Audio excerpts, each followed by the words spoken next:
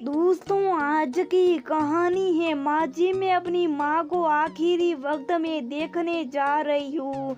दोस्तों, कहानी शुरू करने से पहले अगर हमारे चैनल को सब्सक्राइब नहीं किया हो तो कर लीजिए ताकि आपके पास पहुँचे हर रोज नया वीडियो।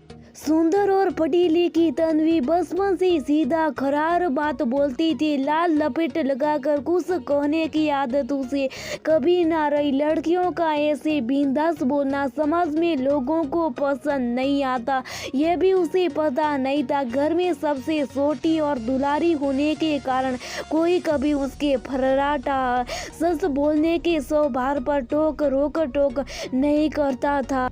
बेटा, तुम्हें अपना व्यवहार बदलना होगा और मुंह फट होकर बोलने की आदत छोड़नी होगी। ये बात उसे गाए बगाए समझाई जाने लगी।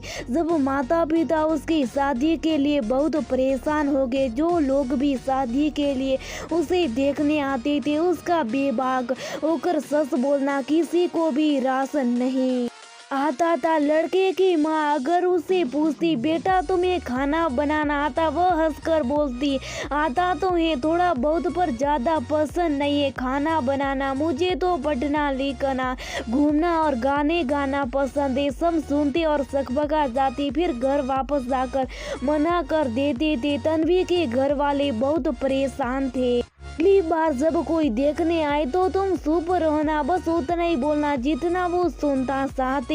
उसकी माँ ने ऐसी हाथ जोड़कर उसे प्रार्थना की। तन्वी ने उनको परेशान देखकर उनकी बात मान ली और लड़के वालों के सामने मुंह सिलकर बैठने का फैसला किया। अगली बार जिस परिवार के लोग तन्वी को देखने आ गए उन्हें उसका शांत स्वभाव और सादगी पसंद आ गई। तन्वी की माँ की सिफारिश काम कर गई थी। मायके से विदा हो रही थी। तन्वी को माँ, पिताजी और घर की सब बड़ी महिलाओं ने खूब कोटी पिलाई। ससुराल में जाकर सास ससुर और पति का आदेश मानना, अपने मन की और करना।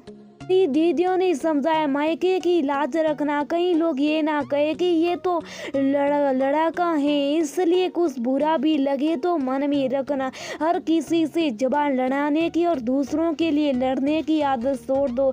अब यही मेरा घर है, ऐसा सोचकर ससुराल में सबके साथ मिलकर रहना। बहनों, भाभियों और बुआ लोगों की पिलाई सब घूंटी पीकर तनु भी ससुराल आई। और सच में ससुराल जाकर वो झांसी की रानी से सीधी साधी आज्ञाकारी बहू बन गई। कहाँ तो उसके सामने से कोई गलत बोलकर निकल नहीं सकता था और कहा अब छोटी छोटी देवर ननद भी उसे एकड़ी दिखा दे।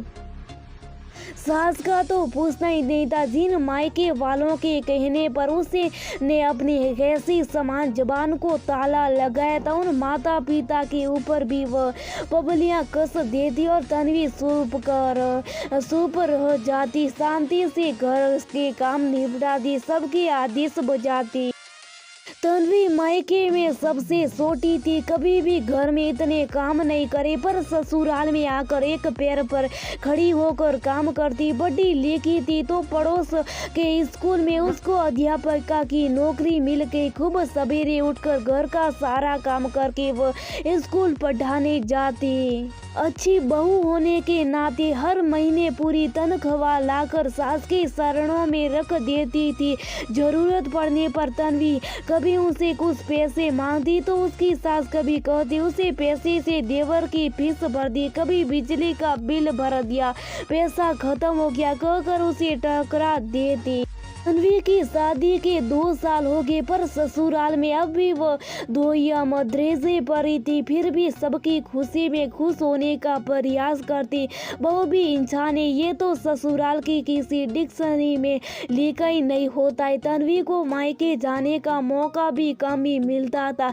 जब भी चाहती सिर्फ एक दिन के लिए ससुराल में सास ननद देवर सब थे, पर घर के काम कौन करेगा। अगर बहू चली गई तो और तो उसकी सास को उसका मायके में फोन करना भी पसंद नहीं था। वह कहती क्या रोज रोज मायके फोन करना, रोज फोन करके ससुराल के हाल क्यों बताना।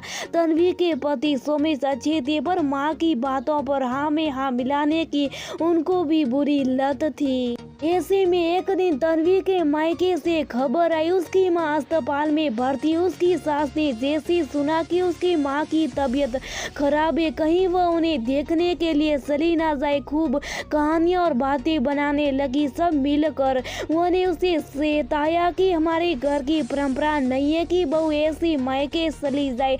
तुम्हारी माँ अस्पताल से 1-2 दिन में घर आ जाएगी, तब चली जाना, देखकर शाम तक वापस आ जाना। तन्वी की उन्होंने अपनी 20 साल पुरानी मनगढ़ंत कहानी सुनाई, कैसे मेरे संग सासा मर गई थी पर मैं मायके नहीं गई, ससुराल में शर्म करके पड़ी रह गई थी। तन्वी ने सुनकर मन मार लिया और भगवान से माँ के ठीक हो जाने की दुआएं मांगने लगी। माँ की तबीयत खराबी सुनकर बेटी का मन तो जरा सा भी नहीं लग रहा था, पर क्या करे, ससुराल में थी, साकर भी कुछ को नहीं पा रही थी। सास के मना कर देने के बाद से वो फोन की बजाय अक्सर व्हाट्सएप पर ही भाई और भाभी के से सेट करके सब हाल ले लिया करती थी। उस दिन भी दोपहर बाद वह स्कूल से आई थी कि फोन में उसकी भाभी का संदेश लिखा आया, तन्वी आप जल्दी आकर माँ से मिल लीजिए। यहाँ डॉक्टर ने जवाब दे दिया, बस 1 या 2 दिन है मम्मी जी के पास। संदेश पढ़ती तन्वी के आंखों के आगे अंधेरा सा गया। उसने झट से भैया को फोन करना सा, पर वह बेबस जा रहा था। उसने उनको लेकर मैसेज करके पूरी बात पूछी। थोड़ी देर में भाई ने भी बात की पुष्टि कर दी।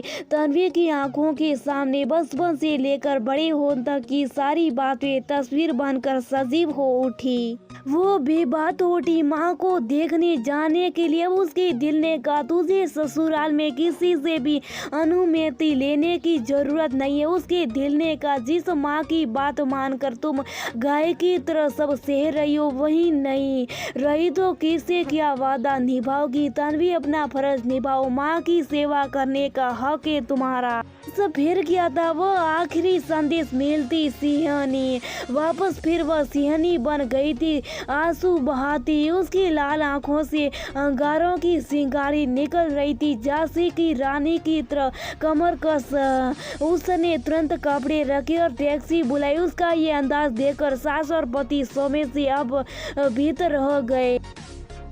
उसके पहले कि उसकी सास को उस बहाने बना पाती क्रोधित मुर्दा बनाए, तन्वी ने सास से अपनी तनख्वाह मांगी। सास तन्वी के नए अवतार को देखकर सकपका गई। इसके पहले कि वो पैसे खर्च हो गए कहती, तन्वी ने फट से उनके बटुए में रखी, अपनी पूरी तनख्वाह निकाल दी। उसका सास देकर सबकी बोलती बंद थी। उसने घर से जाते हुए कहा, जा माँ जी, मैं माँ को आखिरी वक्त में देखने उनकी सेवा करने जा रही और इसके लिए मुझे किसी से भी अनुमति लेने की जरूरत नहीं है। वो मेरी माँ है। मेरा कन्यादान करने के बाद भी उनका मुझ पर हक है और उनकी देखभाल करने सेवा करना मेरा भी फर्ज है और मैं अपना फर्ज निभाने जा रही कहकर तन्वी तेज कदमों से घर से बाहर निकल गई। उसकी सास दम से कुर्सी पर जा